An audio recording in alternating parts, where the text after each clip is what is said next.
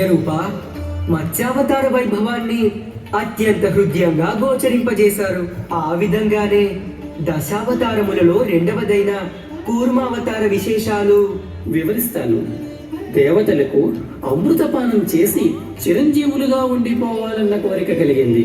పాలసముద్రాన్ని చిలికితే అమృతం ఉద్భవిస్తుందన్న భావన కలిగింది. కానీ పాలసముద్రాన్ని చిలకటం ఒక్క దేవతల వల్ల కాదన్న నా సూచనను అనుసరించి వైరివర్గం వారైన అమిత బలాఢ్యులైన రాక్షసులను భాగస్వాములను చేసుకుని మందర పర్వతాన్ని కవ్వంగాను, వాసుకి అనే సర్పరాజాన్ని కవ్వపు తాడుగాను చేసుకుని పాలసముద్రాన్ని చిలకటం ఆరంభించగా మందరగిరి పర్వతం క్రింది భాగాన బలమైన ఆధారం లేక ఒరిగిపోతుంటే నా సహాయాన్ని అర్థిస్తూ ప్రార్థనలు సలిపారు.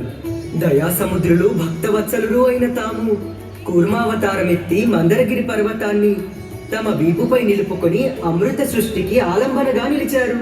అవును నారద, ఇది జగమెరిగిన చారిత్రాత్మక సత్యం.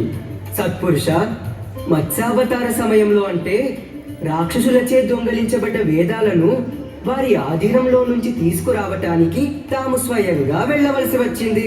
మరి ఈ మందరగిరి పర్వత వృత్తాంతంలో తమ అనంత శక్తితో నిలబెట్టి కార్యం నెరవేర్చవచ్చు కదా.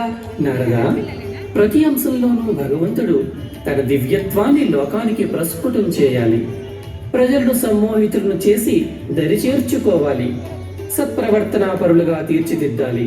మూర్తీభవించిన మానవత్వం వైపు వడివడిగా అడుగులు వేసేలా చేయాలి. కూర్మావతార విశిష్టతలు తిలకించు, నా తత్వం మరింత సుస్పష్టమవుతుంది. ఆజ్ఞాబద్ధుడను.